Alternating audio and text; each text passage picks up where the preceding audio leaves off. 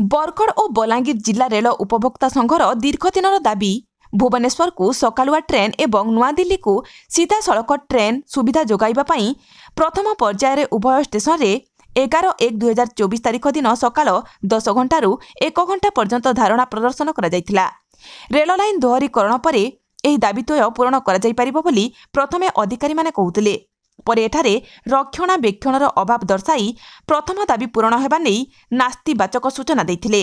Bargarh rail उपभोक्ता संघ एथिपाई दुईटी विकल्प जणाइथिला।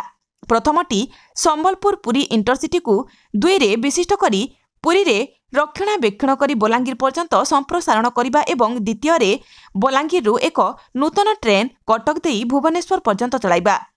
द्वितीय दाबी पूर्ण करिबा पई त्रिसप्ताहिक हीराकुद एक्सप्रेस को सप्ताहर अवशिष्ट 4 दिन रायगड़ा, टिटिलागढ़ और संबलपुर देई चलाइबा मध्य अनुरोध करा जायतिला। कुआ जाए इच्छा थिले उपाय दिसे किंतु इच्छा नथिले खाली बाहाना खोजा जाए। उभय संघ को नहीं गठित मिलित क्रियानुष्ठान कमिटीर परवर्ती पदक्षेप एही धारणा को नहीं रेलबाईर उत्तर उपरे निर्भर करुछि। रेलबाईर निरवता आंदोलन को आहुरी जटिल करिपारे। आंदोलन रे समग्र जनसाधारण सामिल हेले परिस्थिति अनायत्त हेबार संभावना मध्य रहिछि।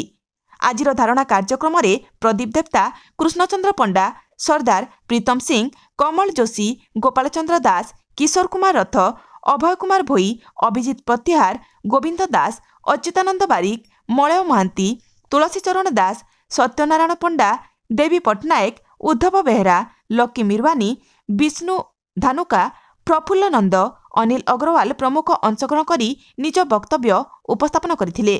बरगढ़ तापस महापात्रଙ୍କ रिपोर्ट, कलिंग टीवी 24।